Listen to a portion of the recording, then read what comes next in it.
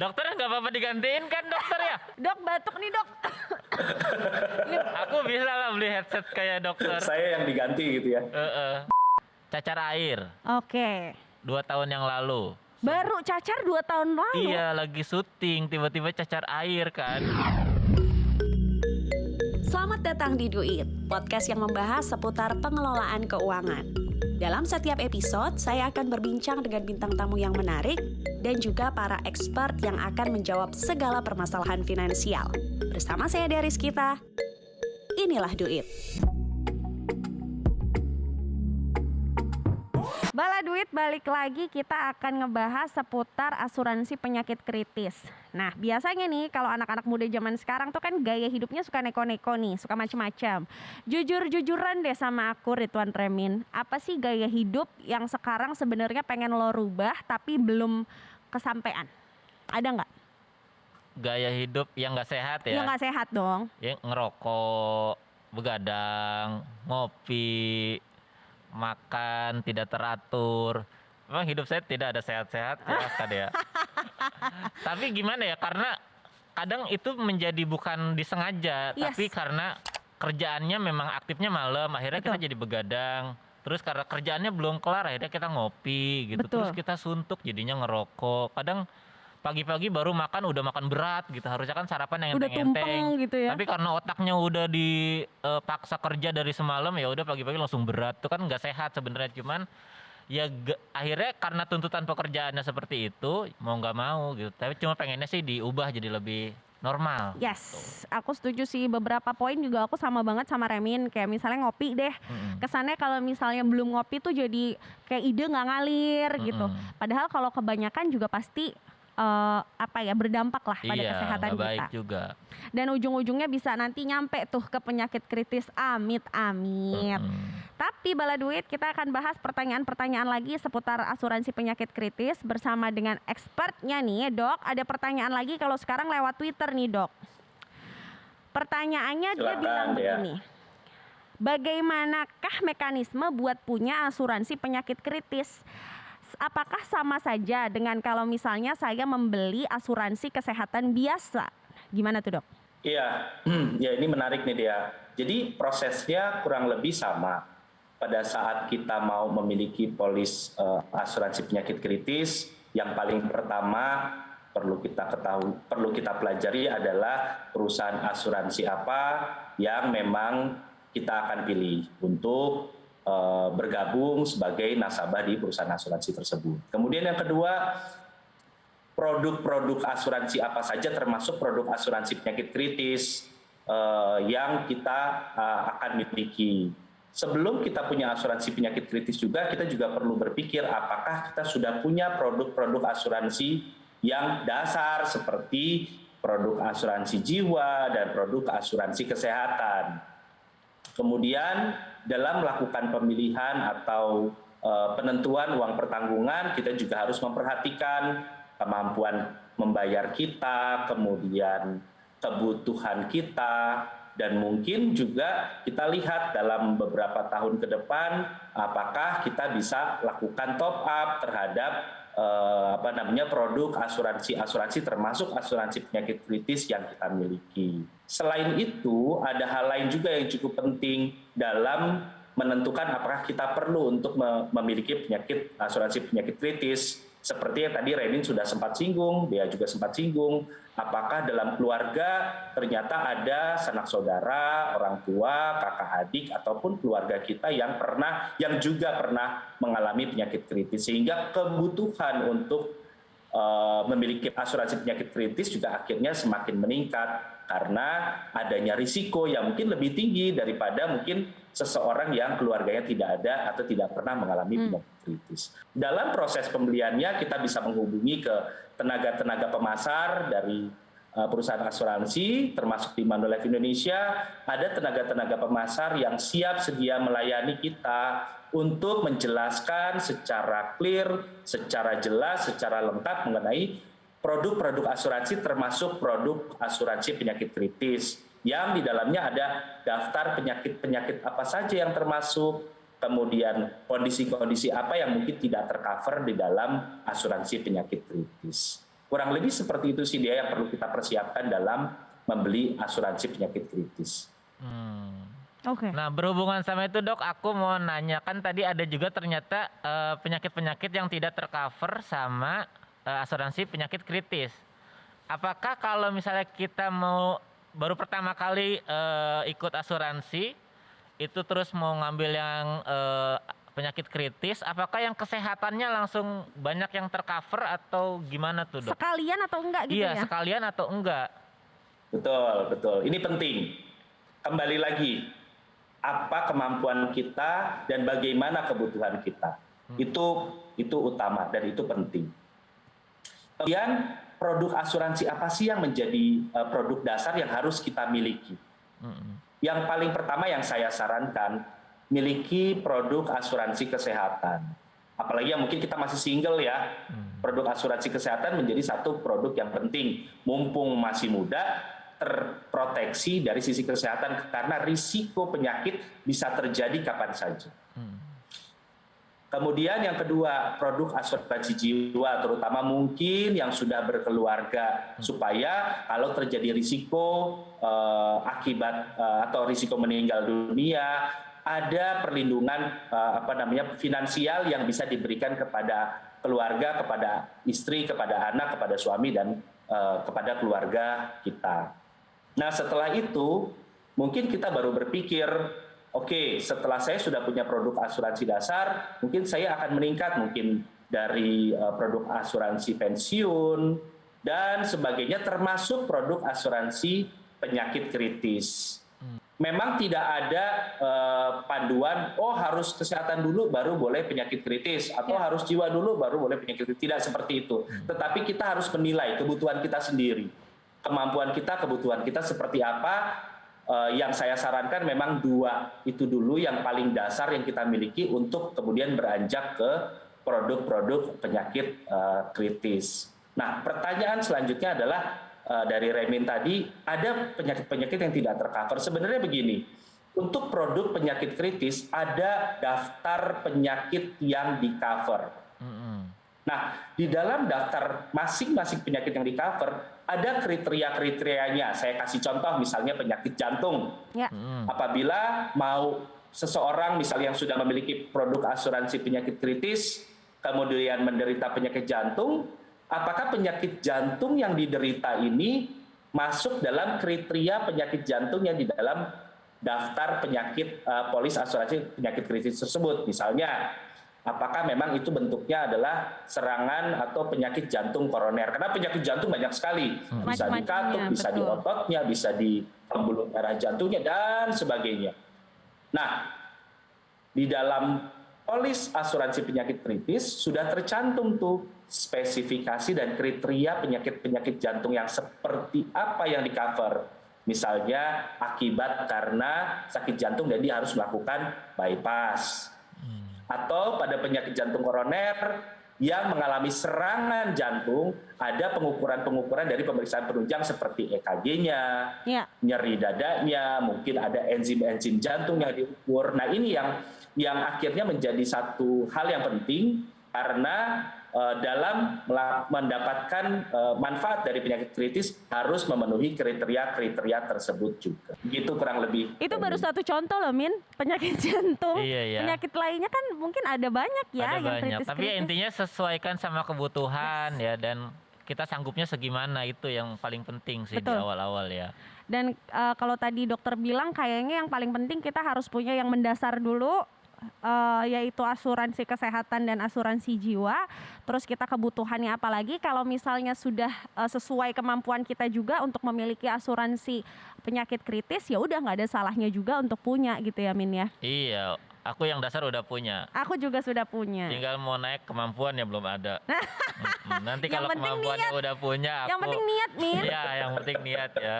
Iya, karena pada dasarnya memang yang terpenting adalah niat gitu ya. Iya, Tapi kemauan kita, kesadaran Betul. diri itu. Betul, tapi harus diiringi dengan kemampuan finansial kita, karena ketika kita beli polis tapi nggak dibayar, ya nggak aktif tuh polis ya Min. Iya, buat buat gaya-gayaan doang, buat Instastory. Udah punya asuransi. Udah aman nih hidup gitu. Padahal nggak dibayar. Padahal nggak ada kuotanya tuh. Iya, taunya polisnya nggak aktif. Iya. Wow.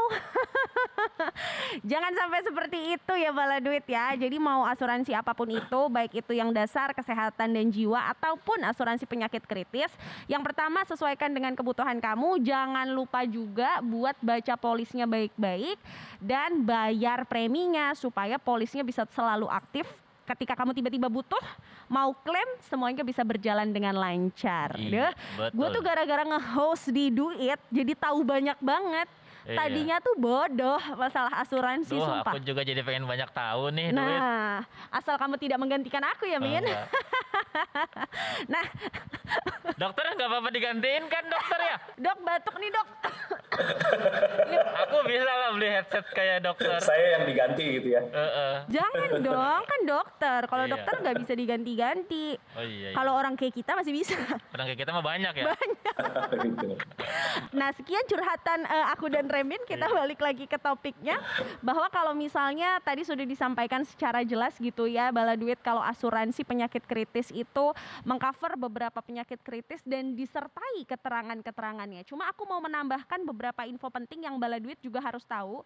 Kalau asuransi penyakit kritis juga bisa berfungsi sebagai income replacement. Jadi kalau misal Bala Duit punya gambaran tentang fenomena gunung es, kadang kita tuh ngelihat bagian atasnya doang kan. Kita mungkin ngelihat asuransi penyakit kritis itu ujung-ujungnya cuma membayar biaya pengobatan aja. Tapi sebenarnya di bagian bawahnya, kayak yang tadi udah dijelaskan sama dokter, di bagian bawahnya itu banyak sekali keuntungan-keuntungan atau manfaat yang bisa kita rasakan. Contohnya nih ya, kayak biaya pendamping, biaya kasur buat yang mendampingi, biaya makan, itu tuh juga ternyata bisa tercover. Biaya ekstra kalau misalnya harus berobat ke luar negeri. Terus tadi sudah disebutkan juga oleh dokter kalau ada penghasilan yang hilang karena kita kena penyakit Kehilangan kritis. pekerjaan. Yes, kehilangan pekerjaan. Itu bisa tercover juga. Cicilan atau hutang yang masih ada, biaya ekstra untuk recovery, bahkan sampai ke biaya pendidikan anak di masa depan. Asalkan asuransi penyakit kritis kamu bundlingnya memang udah barengan sama jiwa gitu ya Dok ya. Betul. Kalau udah ngomongin penyakit kritis sih kita pengennya sehat ya Min. Pengennya sehat. Kalau Siapa boleh yang nggak pengen tanya sakit? ke Remin, punya pengalaman nggak di Remin sendiri gitu ya? Apa sih penyakit yang paling, ini kita curhat aja. Penyakit apa yang paling sering atau terakhir lah, penyakit terakhir yang Remin alami itu penyakit apa? Yang paling nyiksa deh ya, Ah, cacar air. oke. 2 tahun yang lalu. Baru cacar 2 tahun lalu. Iya, lagi syuting tiba-tiba cacar air kan. Oke. Maksudnya langsung nggak bisa kemana-mana, langsung di rumah panas dingin. Cacar air tuh penyakit yang paling gak enak karena nggak ada yang jenguk. Oh iya, nggak mau orang jenguk. Iya, sedih loh sendirian. Kayak mau sakaratul maut gitu, panas Oh, iya. dingin, nggak ngerasa apa-apa. Mana udah gitu bentol-bentol ya Min? Iya, ruam, nggak ada yang jenguk, kerjaan nggak punya. Iya benar. Jadinya itu yang paling nyiksa banget gitu. Nah, Oke. dari situ mulai, ini kalau sakit apa aja udah nggak ada yang enak sebenarnya. Betul. Mau flu, mau cuman sakit mata, itu udah nggak enak. Oke, penyakit apa aja tuh sebenarnya nggak ada yang enak. Apalagi kalau kita ngomongin penyakit kritis, udah nggak ada yang Iya. enak. Kalau penyakit biasa kan mungkin yang susah kita sendiri. Yes, Tapi kalau penyakit kritis bisa keluarga ikut susah, Betul. teman-teman ikut susah gitu. aku tuh nggak maunya kalau misalnya amit-amit ada orang kena penyakit kritis yang kasihan tuh harus sampai minjem-minjem uang untuk ngebayar Iya. amit-amit nih ya, kayak cuci darah dan lain-lain. Itu sedih banget sih kita ngelihatnya. Dokter, tadi kan Remin sempat singgung tentang penyakit gigi ya. Mm-mm. Ada juga nih netizen yang tanya, apakah asma termasuk dalam list penyakit kritis yang ada di asuransi penyakit kritis, Dok? Ya, ini pada dasarnya asma itu adalah kondisi sakit yang kebanyakan dari penderitanya itu sudah tahu sejak awal. Yes. Jadi dan karena sudah tahu sejak awal, para penderitanya itu sudah bisa mengetahui bagaimana mengontrol serangan-serangan asma, betul ya. Nah, memang ada beberapa situasi terjadi kondisi asma menjadi berat dan berisiko terhadap kehidupan. Tetapi kasusnya juga tidak banyak, jarang. Karena para penderita asma sudah mengetahui bagaimana cara mengatasi apabila terjadi serangan asma. Oleh karena itu, karena kondisi ini secara relatif bisa dikontrol dan jarang menjadi berat, maka kondisi ini tidak masuk dalam daftar penyakit kritis pada kebanyakan polis-polis asuransi penyakit kritis. Ya. Oh, berarti asma mah bukan. Bukan, karena bisa dikontrol sendiri. Yes, dan biasanya sudah ada tuh penyakit orang udah tahu gitu loh kalau dia kena asma. Iya, gitu. Nah, buat netizen yang bertanya berarti sekarang udah tahu ya jawabannya apa. Nah, tadi aku sempat singgung nih Dok, kalau misalnya ada orang udah susah payah kena penyakit kritis, tadi keluarganya sampai keluar biaya habis-habisan. Jual ini itu, pinjem ke sana, pinjem ke sini sampai akhirnya terpuruk secara finansial. Kalau udah begitu nih Dok, gimana buat mereka yang udah terlanjur terpuruk secara finansial karena penyakit kritis? Apakah ada saran dari dokter? Iya, ya. Kondisi ini tentunya menjadi satu pelajaran berharga ya, satu hal yang memang penting karena menjadi satu pelajaran yang berharga. Agar apa? Agar kita bisa lebih bersiap diri. Pertama tentunya setelah mengalami situasi penyakit kritis, kita tetap harus menjaga kesehatan. Ya. Berikutnya yang terkait dengan keuangan adalah menyusun kembali prioritas-prioritas hidup kita yang pasti telah berubah setelah mengalami satu penyakit kritis. Jika prioritas hidup berubah, tentunya kebutuhan kita juga berubah. Dan tentu saja biaya-biaya yang harus kita siapkan, pos-pos biaya itu juga bisa berubah. Misalnya dulu punya ambisi jalan-jalan ke luar negeri setiap bulan. Waduh. Mungkin TKI saat itu, ini mulai disusun kembali, ya nggak setiap bulan, tetapi mungkin setahun sekali atau setahun 2 kali, ya tergantung kebutuhan dan kemampuan kita.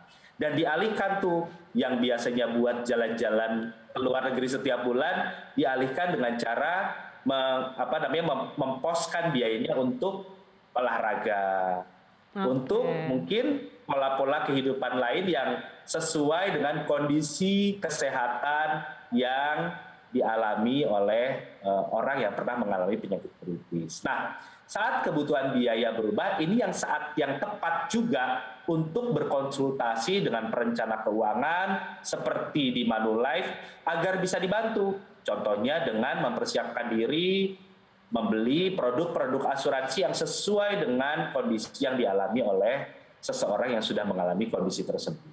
Ya, berarti bukan jadi alasan lah ya kalau misalnya sudah terjadi pun masih bisa dibenahi kok dengan coba benerin cash flow-nya dan juga konsultasi sama financial planner yang ada di Manulife Indonesia juga.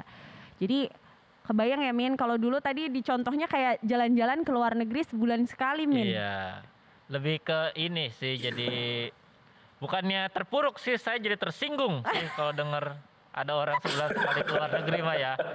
Kok bisa-bisanya? Terus tadi digantinya jangan sebulan sekali lah, setahun sekali. Masih Tetap aja ya. Dok, kita masih tersinggung loh sama contoh itu. Mbok ya jadinya jalan-jalannya ke mana ke? Saya aja seumur hidup baru sekali, Dok.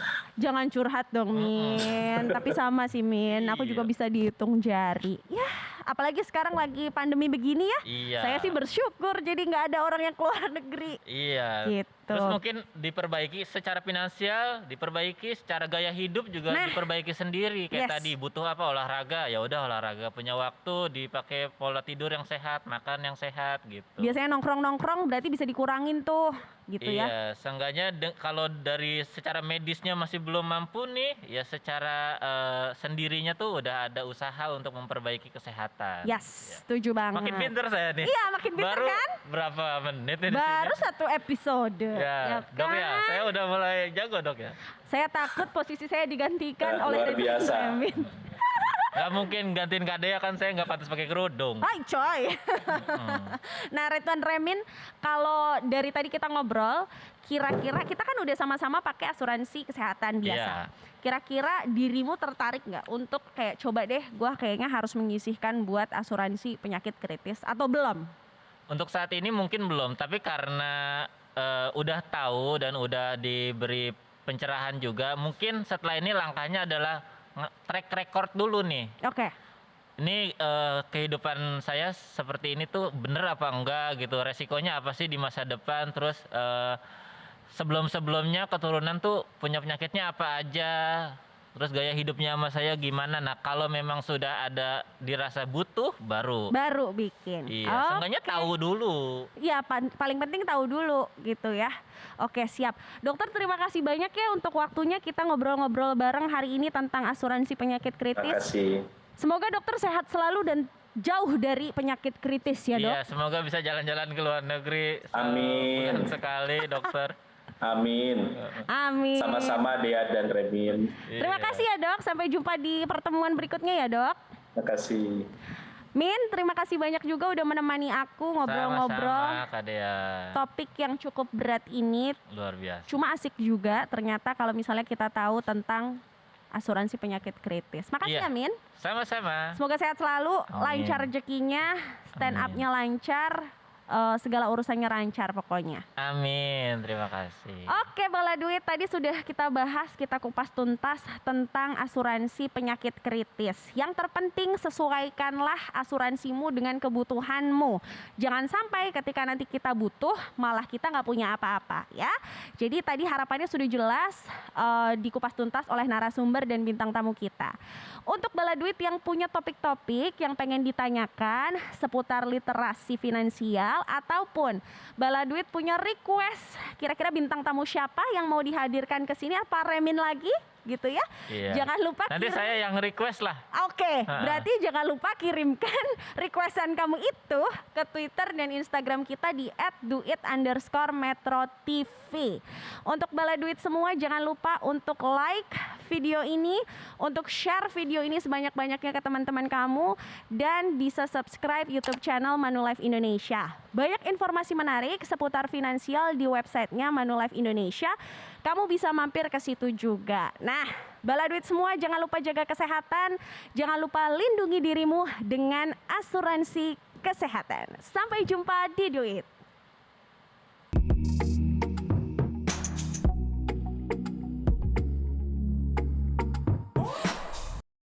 Dipersembahkan oleh